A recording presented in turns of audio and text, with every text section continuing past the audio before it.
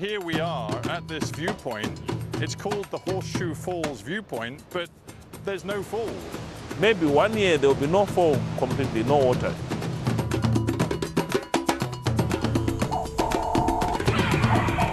We have lost at least 200 elephants. Lost, you mean from starvation? From starvation, yes. Trees are destroyed, vegetation is lost. Those are the issues. After years of political turmoil and misrule, Zimbabwe now faces an existential threat from climate change. Can it adapt before it's too late?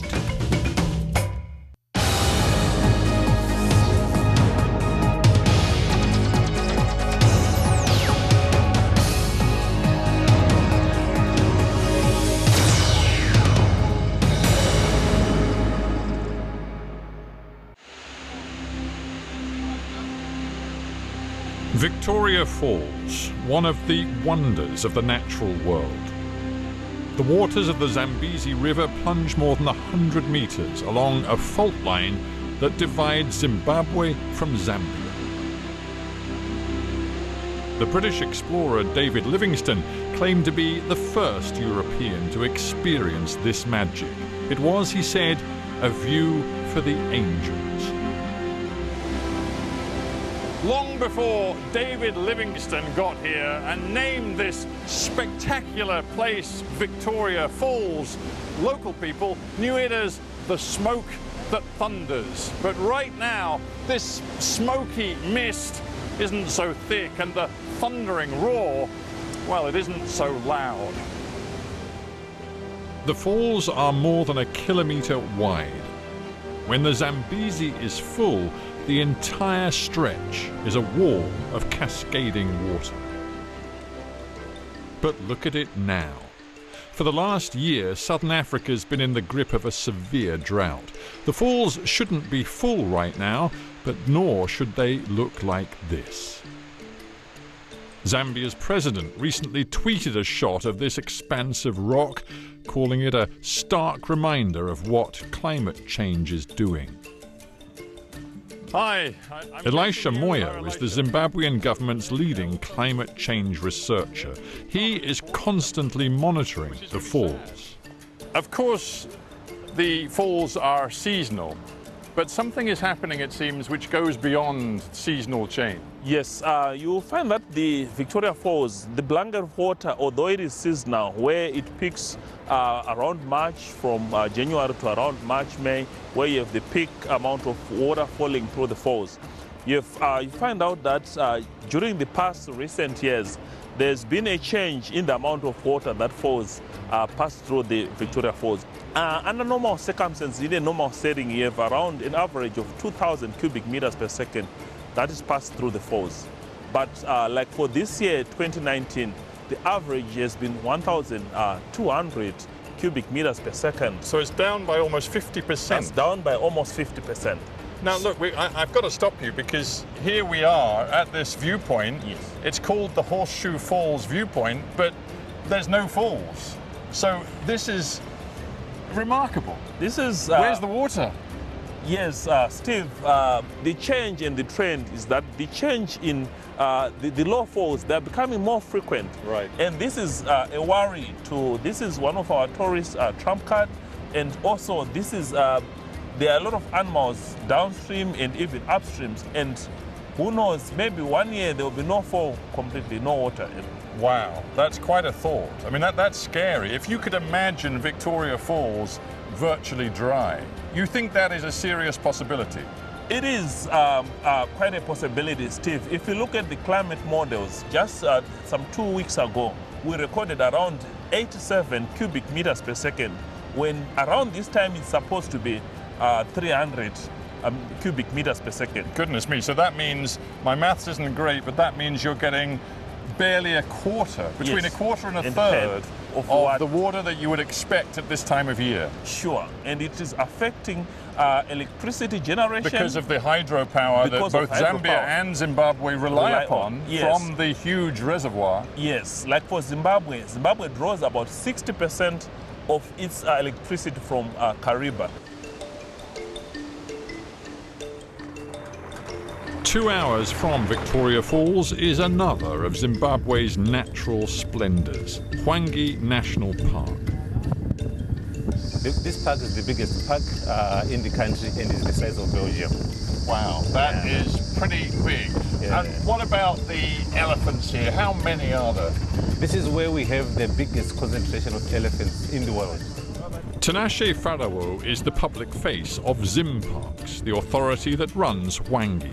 This vast, unspoilt stretch of western Zimbabwe boasts Africa's highest concentration of elephants.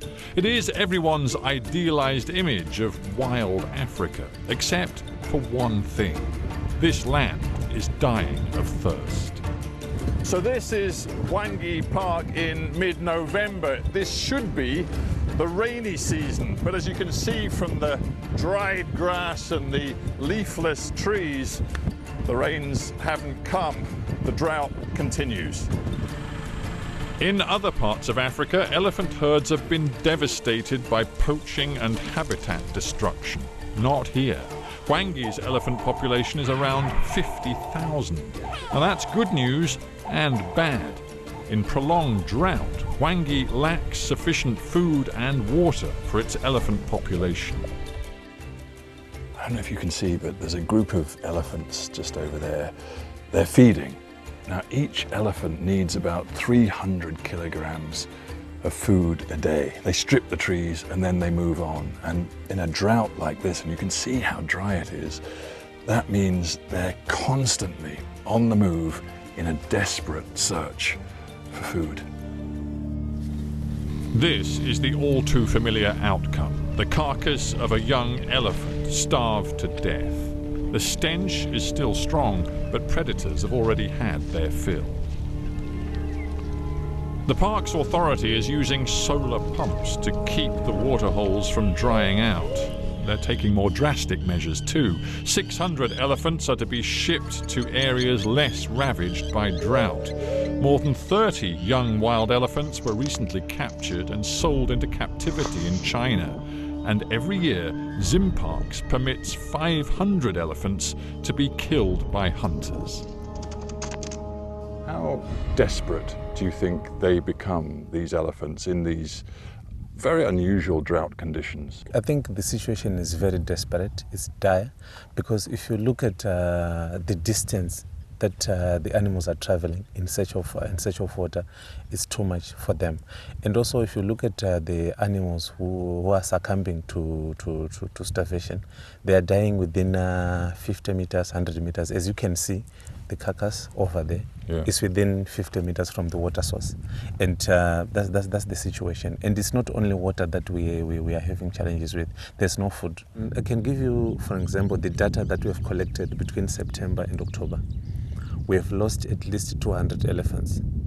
Lost, you mean from starvation? From starvation, yes. What about the intense potential conflict now between the elephants and the human population all around the park? What is happening? So far, we have lost at least 33 lives from January due to human-wildlife conflict. 33 people have died. You mean these are 33 people in local villages who have been killed by elephants? Throughout the country, countrywide. And of the 33, more than 50% are human-elephant conflict. And that means that the communities close to this park are becoming increasingly frightened and angry about the elephants. And they see you from Zimbabwe Parks Authority, whose job is to protect these elephants, and they actually are beginning to resent you too. Of course. At some point, we were chased away from a funeral. We attended a funeral where a teacher in the eastern part of the country was killed by an elephant. The community chased us away. They almost stoned us. We had to go through a traditional leader to say, we are here, these are the problems that we are facing. We must mourn together, we must support each other. If climate change is getting worse, the conflict between the wildlife, particularly here the elephants, and the human population is only going to get worse. It's only going to get worse if the numbers remain as high as they are. I'm saying the ecological carrying capacity of this park is 15,000. We are talking of between 45 and 53,000 elephants. That's not a small number. We have more than doubled the number. So that's why we are saying... You're in a sense, you're avoiding the hard truth. What you are essentially telling me is that thousands of elephants in this park will have to be killed or transported away from here to make this park sustainable. They need to be moved from here to make this park sustainable. That's the future. That's the reality. The cynics will point to what you do and say you do not actually have the best interests of the elephants at heart. For example, recently you sold more than 100 young elephants to China. Sold them to China to go to zoos. That, to many people in conservation, is simply unacceptable. You know, we did not, it was not a once-off sale of 100 young elephants. You know, people try to evoke emotions. Can you justify it? No, hold on. Let me explain. People try to evoke emotions. They use like baby elephants, baby what, to evoke emotions.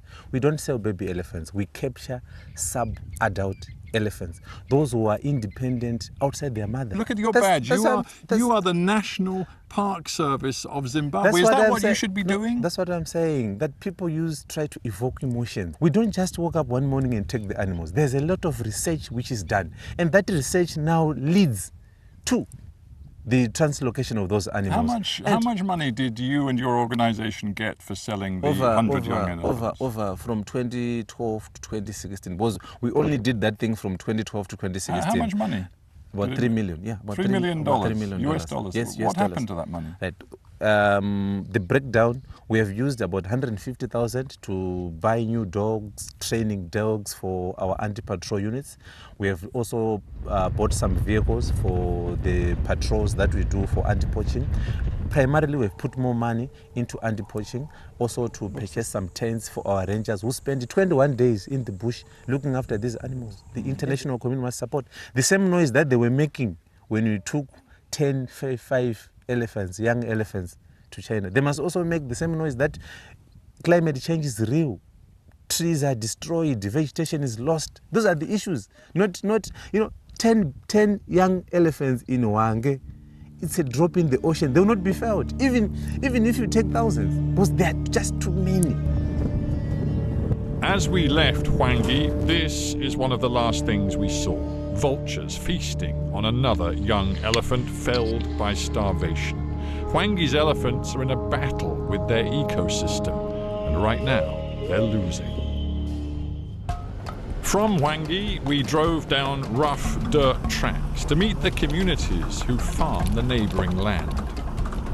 Right now, we're heading down an extremely bumpy, difficult track to get to a village which has become one of the front lines in the confrontation between people and wildlife. Gamba village is home to subsistence farmers from the Nambia tribe. At the best of times, life here is hard. No electricity, no paved road, a long walk to school for the kids. The dry riverbed, one sign of a farming community in deep trouble. The drought has forced elephants out of Hwange in the search for food. And this is the gruesome result. Pictures of local farmers trampled to death defending their crops and livestock. Madalena Shoko is preparing her plot for sorghum planting, though nothing will grow without rain. Last month, her brother was out here when elephants passed through.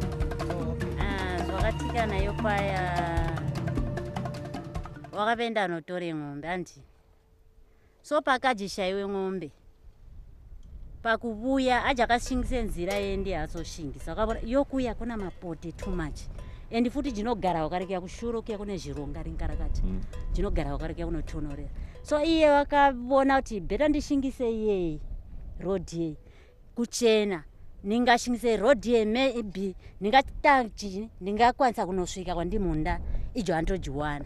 So ijo jakata jontangira jamungano kusvika murwizi kunwa. Ndikwanisa kuti njiwe jakave nwevhura, japeja kunwevhura jakave 10. Jibuya jiti jimunda. Ndopo jakashangana naye manje yopa ebruka. A lot of people watching this, Madalena, will worry about the security and the future for the elephants here in the drought. But you seem to be saying that the problem really is for the human beings more than the elephants. Vamuleva kuti izvo nzvo dzine navo kukutu naijo nasoti nana kukutu kana izvo dziri ino vukukutu dzinokwavati special savanodzilinga ngana vangodzisenga kuhwani ndau and vezha futi kolinga kuti sonshajiono ndingati sonshajiono kasa. The flight across Zimbabwe to Harare reveals a parched landscape. This is a national crisis for humans and wildlife alike. Drought has pushed Zimbabwe's infrastructure over the edge. Hydropower is down by 90%. Harare's reservoirs have shrunk dramatically. Zimbabwe's prolonged drought has stretched this country's infrastructure to breaking point. This dam and the reservoir behind are supposed to provide hundreds of thousands of people with their drinking water. But right now, in Harare, 2 million people have nothing coming out of their taps. The reason? This vast lake has been reduced to a trickle. How can Zimbabwe, weakened by prolonged economic crisis, cope with this looming environmental catastrophe?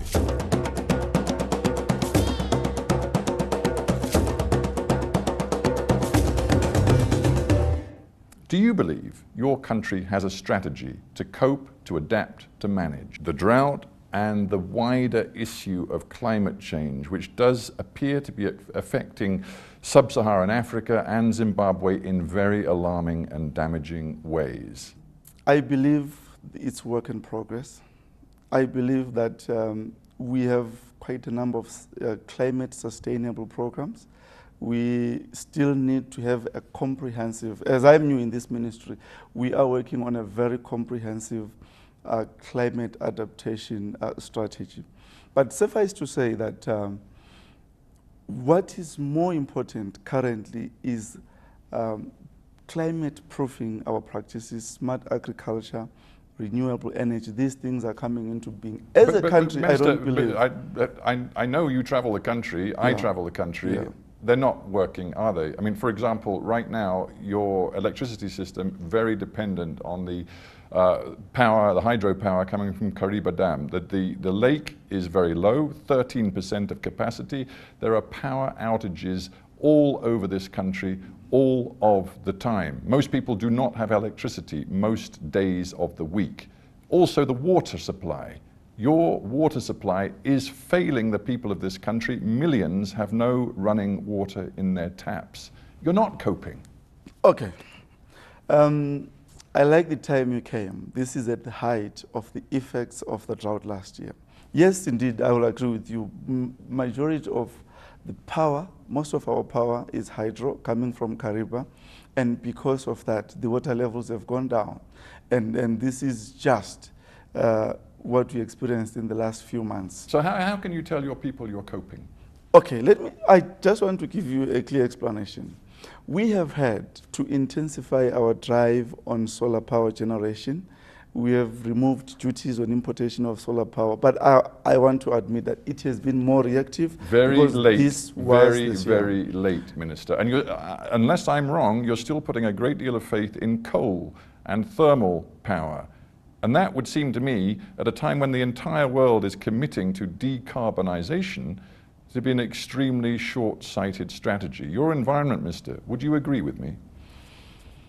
That is a very contentious issue. We believe that so what's contentious about it? Doesn't Zimbabwe acknowledge that it too has to be part of the decarbonisation story? Fossil fuels will easily be used to curtail industrial growth for African countries. Are you planning to bring more coal-fired power stations on stream?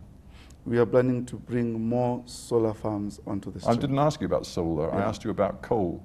No, we are planning to bring more solar-powered streams. Coal, we will not move at a faster pace out of fossil fuel because we still believe that our emissions are a very insignificant amount compared to the development nations. You will agree with me that the major emitters have moved slowly out of that because they know that it's benefiting their economies. I think we need also to give Africa a chance. I think Africa can still benefit from its resources. So my view So is that... that's your way of saying, yes, we're committed to continuing with coal because we have coal and we'll use it. Yeah. Yeah, let's be clear about that. And let's also be clear that you have to cope right now with an increasingly intense battle for resources between the growing human population of Zimbabwe and the very rich, wonderful asset of wildlife that you have in this country. I've just come from Hwange National Park. In the last few months, we've seen, according to your officials, 200 elephants die of starvation. There's nothing for them to eat because of the drought. We also see the human population, the farmers in the area, struggling to survive because of the drought. When it comes to a battle of resources between, let's say, elephants and people, whose side, as Environment Minister, are you on? We are a government that prides itself on its conservation programs. We have these large numbers, particularly of elephants, but also giraffes and all, because over the years, we have been doing a very good deal in our conservation methods. Well, Minister, you have advocated for very specific things. You've advocated with CITES, the international organization committed to protecting species. You've advocated for the resumption of ivory sales. You've advocated for the sale of wild elephants, including babies and young ones, on the international market. You've just sold, in the last few months, 30 young elephants to China, and the latest information is they are now being kept in small metal cages, being prepared to be an entertainment asset for a theme park in China. Is this really the way Zimbabwe feels it can conserve its wonderful wildlife?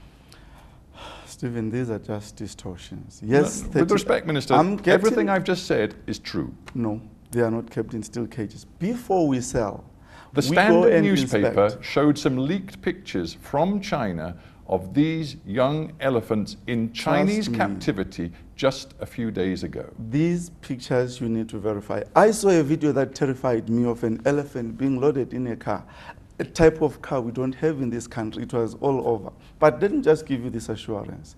We will never sell our wildlife outside the provisions of CITES. Minister, let me ask you a bigger picture question as Environment Minister. We look closely at the flow of the Zambezi River. Of course, the most easy place to do that is the marvelous Victoria Falls. We were there with one of your climate change analysts. He said that the figures show this year, as a whole, the flow of water over the falls, it is almost 50% down, and you can see dry areas of the falls which normally at the beginning of the rainy season would be beginning to show water. There's no water there. How can Zimbabwe cope with the long-term change in climate which will see the waters of the Zambezi drastically reduced? Climate change is a global phenomenon, and Zimbabwe, as part of the family, will have to up its game. Admittedly, the flows have gone down quite significantly. I'm just told, though, that over the last 2-3 days, there have been improvements. But again, it's because of the drought that we suffered last year.